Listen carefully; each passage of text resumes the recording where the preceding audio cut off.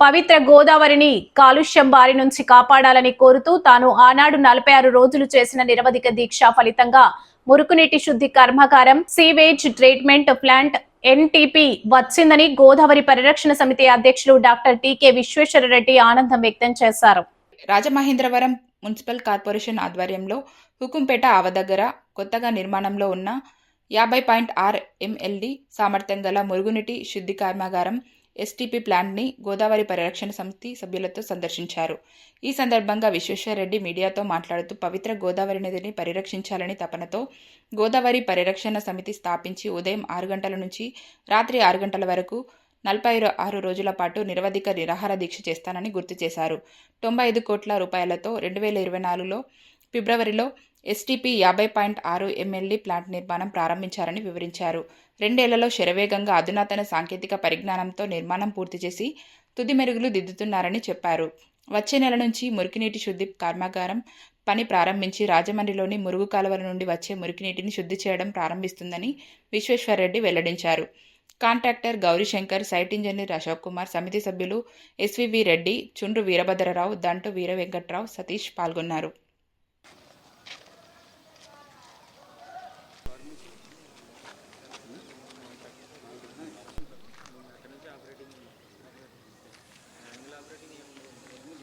రెండు 2024 ఫిబ్రవరిని స్టార్ట్ చేసామండి. త్వరగా అంతా కంప్లీట్ చేసుకుంటే ఇప్పుడు ఫైనల్ స్టేజ్లో ఎలక్ట్రికల్ మెకానికల్ వర్క్లు జరుగుతున్నాయి. ప్రజెంట్ అయితే only wiring and panel connection వర్క్లు జరుగుతున్నాయి. ఈ క్రమంగా ఏంటంటే మేము సెప్టెంబర్ ఫస్ట్ వీక్ కల్లా మొత్తం ప్లాంట్ రన్నింగ్ పెట్టేలాగా అదే పనిగా డే అండ్ నైట్లు వర్క్లు చేస్తున్నాం. అక్కడ నుంచి 3 months ట్రయల్ రన్ నడుస్తుందండి. 3 months తర్వాత ఫుల్ ఫ్లెడ్జ్డ్గా O&M మెయింటెనెన్స్ జరుగుతూ ఉంటుంది. ప్రాజెక్ట్ అయితే సెప్టెంబర్ ఫస్ట్ వీక్ కల్లా కంప్లీట్ చేసి రన్నింగ్లో పెడతాం. ఇది 50.6 MLD కెపాసిటీ అండి. మనకు మొత్తం ఇది ఎస్బీఆర్ టెక్నాలజీ వస్తుంది. అంతకుముందు 30 MLD ఓల్డ్ ఎగ్జిస్టింగ్ ఉందండి. అది టెక్నాలజీ యూఎస్బీ టెక్నాలజీ. ఇది వచ్చి మనకేమో ఎస్బీఆర్ టెక్నాలజీ సీక్వెన్సింగ్. అంటే దాంట్లో వచ్చినప్పటికీ సిఓడి బీఓడి ఏవైతే పారామీటర్స్ ఉంటాయో అవి అబవ్ 30 అవి ఉంటాయండి. ఇవి as per new NGT guidelines ప్రకారం బిలో 10కి ఇవి మనం పెట్టేలా పారామీటర్స్ సెట్ చేసుకుని ట్రీట్మెంట్ చేసి రిలీజ్ చేస్తుంది వాటర్ని.